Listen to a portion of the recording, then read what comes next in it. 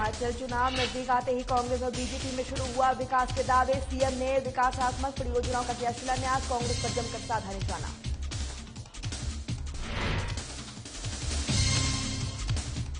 सिरमौर में खाद्य आपूर्ति निगम के उपाध्यक्ष और केंद्रीय हाटी समिति अध्यक्ष जोरदार स्वागत। विभागीय संगठनों के लोगों ने किया स्वागत। व्यापार मंडल को और बीजेपी कार्यकर्ताओं को किया धन्यवाद। सूखे से प्रभावित किसान बागवान को राहत देगी सरकार। हिमाचल में सूखाग्रस्त राज्य घोषित करने की उठाई गई मांग। नकदी फसलों को हो चुका बर्बाद। शिमला में कांग्रेस पार्टी ने किया प्रदर्शन एकजुटता के साथ, जबकि बीजेपी सरकार ने स्मार्ट सिटी मिशन और अन्य प्रोजेक्ट के माध्यम से शहर में मूलभूत सुविधाओं और समस्याओं को दूर करने का प्रयास किया है। साथ ही आज भी 1000 गाड़ियों की पार्किंग का शिलान्यास किया गया है। साथ ही लिफ्ट की समीप 10.50 करोड़ रुपए की लागत में निर्मित आजीविका भवन का भी लोकार्पण किया गया है। इस भवन में 217 दुकानें, 12 बेकरी और 2 लिफ्ट सहित अन्य सुविधाएं उपलब्ध है। प्रदेश की राजधानी है और शिमला शहर के अंतर्गत स्मार्ट सिटी के जो प्रोजेक्ट्स थे, कुछ प्रोजेक्ट्स हमने आज उसमें से लिए और उसके साथ साथ में अंत में ये आजीविका भवन जिसका निर्माण पूर्ण हुआ है और ये लगभग 10.5 करोड़ की लागत से, जहां 217 दुकानें इसमें होंगी जो अलग अलग लोगों को अलॉट करेंगे जो उसमें पात्र होंगे। उस दृष्टि से एक बहुत बड़ी शिमला शहर के अंदर ये एक्टिविटी का एक सेंटर हो जाएगा, एक केंद्र बन जाएगा। और मुझे इस बात की खुशी है कि शिमला शहर के अंदर हमारी सरकार के पश्चात लगातार जो क्रूशियल इश्यूज थे, जो ऐसे क्रॉनिक इश्यूज थे, उनके समाधान की दृष्टि से बहुत बेहतरीन ढंग से कार्य हुआ है। हिमाचल में सूखाग्रस्त राज्य घोषित करने की मांग उठाई जा रही है, जिसको लेकर मंत्री महेंद्र सिंह ने कहा है कि इस बार सूखे से फसल और फसलों के व्यापक नुकसान हुआ है। साथ ही 2000 पेयजल योजना प्रभावित हुई है। महेंद्र सिंह ने कहा है कि गंभीर स्थिति को देखते हुए केंद्र से हिमाचल को सूखाग्रस्त राज्य घोषित करने की मांग की गई है। हाल ही में हुए ओलावृष्टि से हुए नुकसान के फील्ड से रिपोर्ट मांगी गई है। साथ ही जल शक्ति विभाग के अधिकारियों को सूखे से प्रभावित पेयजल योजनाओं की नियमित समीक्षा के आदेश दिए गए हैं और साथ ही रिपोर्ट भेजने के लिए कहा गया है। उनके बाद उन्होंने कहा है ताकि सूखे से प्रभावित किसानों बागवानों को राहत दी जाए। मंत्री ने बताया है कि हिमाचल के किसानों की गंदम की पैदावार बुरी तरह से प्रभावित हुई है। नकदी फसलों में मटर बर्बाद हो चुके हैं। के अंदर सूखे की गंभीर स्थिति है। हमने सभी जिलाधीशों को आदेश किए हैं कि वो इसकी पूरी वस्तु स्थिति जो है वो प्रदेश सरकार को भेजे। और जैसे ही अब कुछ जिलाधीशों की रिपोर्ट हमारे पास पहुंची है और हम बड़ी जल्दी इसकी बैठक करेंगे और पूरे हिमाचल प्रदेश को सूखाग्रस्त क्षेत्र जो है घोषित करने की तरफ बढ़ रहे हैं। पिछले कल छोट-छोट थोड़ी बारिश हुई है, कुछ पॉकेट्स में हुई है, कुछ ओलावृष्टि हुई है, लेकिन उसका सूखे पे कोई भी किसी प्रकार का कोई प्रभाव नहीं है। कांग्रेस पार्टी ने शिमला में बड़ा शक्ति प्रदर्शन किया है और साथ ही संगठन में बदलाव के बाद नवनियुक्त प्रदेश अध्यक्ष और अन्य पदाधिकारियों के स्वागत के बहाने ही राजधानी शिमला में कांग्रेस ने एकजुटता के साथ ही अपनी सियासी ताकत दिखाई है। वहीं शिमला के चौड़ा मैदान अंबेडकर चौक में नए पदाधिकारियों के स्वागत के लिए बड़ा जश्न किया गया और हिमाचल प्रभारी राजीव शुक्ला, सब प्रभारी तेजवेंद्र सिंह और प्रदेश के तमाम बड़े नेता मौजूद रहे हैं।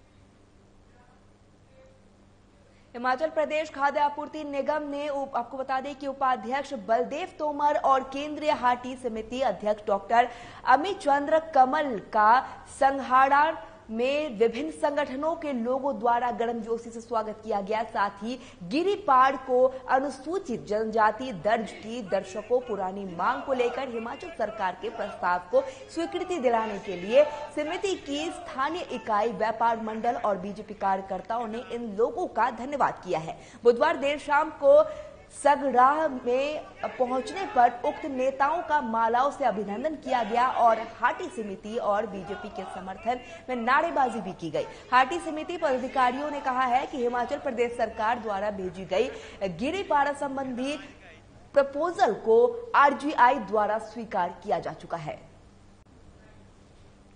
सबसे पहले तो मैं जो हमारे गिरियार के 3 लाख हाटी समुदाय के लोग हैं उनको बधाई देते हैं कि भारत सरकार ने जो है हाटी को जो है जनजाति का दर्जा दिया गया है और इसकी रजिस्ट्रार जनरल ऑफ इंडिया से नोटिफिकेशन जारी हो गई है और जल्दी ही ये मामला जो है केंद्रीय मंत्रिमंडल को जाएगा।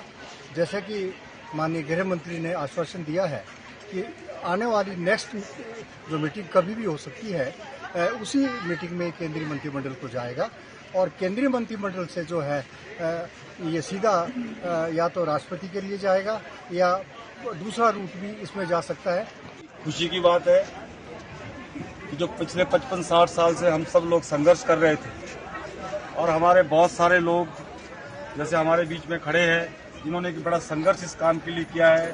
डॉक्टर साहब खड़े हैं जिन्होंने कि लगातार पिछले 50-55 साल से इस विषय को लेकर प्रदेश सरकार और केंद्र सरकार से इस बात को रखा और इस बार बड़े खुशी की बात है। हम धन्यवाद करना चाहते हैं माननीय मुख्यमंत्री जयराम ठाकुर जी का और हमारे केंद्रीय नेतृत्व आदरणीय नरेंद्र मोदी जी का, आदरणीय अमित शाह जी का, जिनके सहयोग से और जिनके आशीर्वाद से आज हमारी बहुत लंबी जो मांग थी उसमें हमने एक कदम आगे बढ़ा है। जो हमारा आरजीआई में रजिस्ट्रेशन होनी थी उसमें हम सबको सफलता मिली और 13 अप्रैल को ये कार्य माननीय अमित शाह जी द्वारा पूरा किया गया है। उसके लिए मैं उनका बहुत बहुत धन्यवाद करता हूँ। नगर निगम सोलन में इन दिनों सत्ता पक्ष कांग्रेस और विपक्ष बीजेपी टेंडर प्रक्रिया को लेकर आमने सामने है। नगर निगम में चुने गए बीजेपी के पार्षद नगर निगम सोलन की टेंडर प्रक्रिया पर सवाल उठा रहे हैं कि ऑफलाइन टेंडर नहीं लगने चाहिए, ऑनलाइन टेंडरों से सोलन नगर निगम के कार्य होना चाहिए, जिसका जवाब नगर निगम मेयर पूनम ग्रोवर ने मीडिया से बातचीत करते हुए कहा है कि पूरे नियम कानूनों के तहत सोलन नगर निगम के कार्यों के टेंडर लग रहे हैं।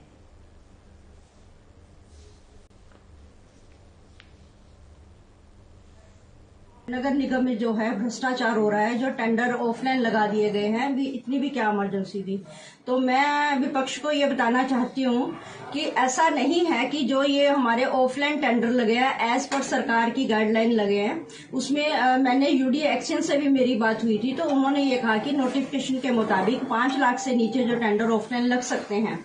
तो जो शहर की डेवलपमेंट के लिए जो हमने ये टेंडर लगाए हैं, तो विपक्ष का मेन अड़चन यही है कि जो शहर में डेवलपमेंट ना हो, इसमें कांग्रेस जो निगम कांग्रेस की है उनको कोई क्रेडिट ना मिले, तो हर एक मुद्दे पे वो अड़चन डालते हैं। जिला परिषद काडर कर्मचारियों का एक प्रतिनिधि मंडल डीसी मंडी से मिला और ज्ञापन सौंपा गया है। साथ ही जिला परिषद के मांग पत्र से कर्मचारियों की मांग है कि प्रदेश में जिला परिषद काडर के अंतर्गत 4700 अधिकारी पंचायती राज ग्रामीण विकास विभाग में विलय की मांग कर रहे हैं। जगदीश ने बताया है कि काडर के अधीन कनिष्ठ वेतनमान, अशु लिपिक, कनिष्ठ लेखापान, पंचायत सचिव, तकनीकी सहायक, कनिष्ठ सहायक, अधिशासी, अभियंता कर्मचारी आते हैं और जितने भी सरकारी योजनाएं होती हैं उनका क्रियान्वयन हमारे द्वारा किया जाता है। उन्होंने कहा है कि सभी जिला परिषद काडर के कर्मचारी पंचायती राज और ग्रामीण विकास विभाग का कार्य कर रहे हैं। जगदीश ठाकुर ने सरकार से मांग करते हुए कहा है कि जिला परिषद काडर में कार्यरत अधिकारी और कर्मचारी की पूर्व में समस्त सेवा अवधि और वरिष्ठता को यथावत रखते हुए पंचायती राज और ग्रामीण विकास विभाग में नियुक्त का विलय किया जाए। विभाग में मतलब जिला परिषद के जो जितने भी कर्मचारी है, चाहे पंचायत सचिव है, तकनीकी सहायक है, कनिष्ठ बनता है, सहायक बनता है, अधिशासी बनता है, जितने भी कर्मचारी है, मतलब अधिकतर जो 95 से मतलब अधिक मतलब जो कर्मचारी हमारे इस डिपार्टमेंट में जिला परिषद के थ्रू है, और सारे जितने भी जो है सरकारी जो योजना है उसका क्रियान्वयन हमारे थ्रू ही होता है। तो हमने एक ही यहाँ पर डिमांड किया है, डी साहब के थ्रू किया, सरकार से डिमांड किया है कि हमारे को पंचायती राज या ग्रामीण विकास किसी भी विभाग में हमारे को इसमें मर्ज किया जाए, क्योंकि जो जितनी भी सैलरी जो है वही से आती है, ग्रांट कैंडिडेट के थ्रू तो आती है। जिला कांगड़ा में कोविड से बचाव के लिए बूस्टर डोज के तहत 60,000 लोगों को कवर किया जा चुका है। वहीं 12 से 14 साल आयु वर्ग के 50,000 बच्चों को पहली डोज लगाई जा चुकी है। इन आयु के वर्ग में 28 दिन बाद पात्रों को बूस्टर डोज लगाया जाएगा। जिला में आरंभ किए गए अकम अतोदय अभियान के तहत स्वास्थ्य विभाग के कंपोनेंट हर घर दस्तक में तहत आगामी 90 दिनों में किसी को भी कोविड से बचाव के लिए पहली और दूसरी डोज लगनी है और फिर से बूस्टर डोज लगनी है। यह सुनिश्चित किया जाएगा कि स्वास्थ्य विभाग द्वारा इस पर कार्य किया जा रहा है। अब स्वास्थ्य विभाग बूस्टर डोज पर फोकस करने का कार्य कर रहा है।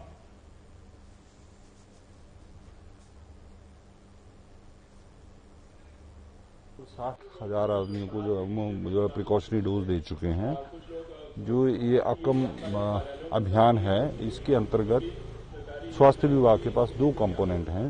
एक हर घर दस्तक अभियान के अंतर्गत किसी को कोविड वैक्सीनेशन लगनी है, चाहे वो पहली डोज लगनी है, दूसरी डोज लगनी है या प्रिकॉशनरी डोज लगनी है, तो उसकी मैक्सिमम कवरेज इस अभियान के दौरान अगले 90 दिनों में सुनिश्चित करने के लिए कहा गया है।